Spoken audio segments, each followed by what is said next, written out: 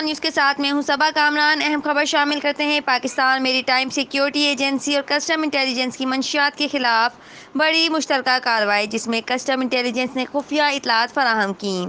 اس operation کے دوران کھلے سمندر میں پاکستانی خصوصی معاشی زون میں منشیات کی بھاری مقدار پکڑی گئی ہے۔ پی ایم ایس اے نے آپریشن کے دوران ایک مشکوک کشتی سے کھلے سمندر میں تقریباً 2040 کلو گرام حشیش برآمد کر لی ہے۔ بین الاقوامی منڈی میں اس منشیات کی قیمت لگ بھگ 816 ملین پاکستانی روپے ہے۔ برآمد کی گئی منشیات کو مزید تفتیش اور قانونی کارروائی کے لیے پاکستان کسٹم انٹیلیجنس کے حوالے کیا جا رہا ہے۔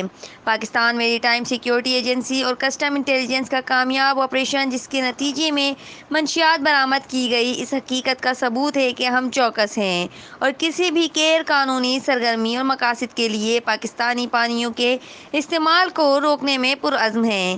پاکستان میری ٹائم سیکیورٹی ایجنسی سمندر میں قانون کی بالادستی قائم کرنے کے لیے اپنے قومی فرائض اور ذمہ داریوں کو نبھاتی رہے گی۔ رپورٹ کر رہے ہیں شیخ کمال، آن نیوز کراچی۔ لائک کریں، کمنٹ کریں، شیئر کریں اور بیل آئیکن کو پریس کرنا مت بھولیں۔ دیکھتے رہیے آن نیوز۔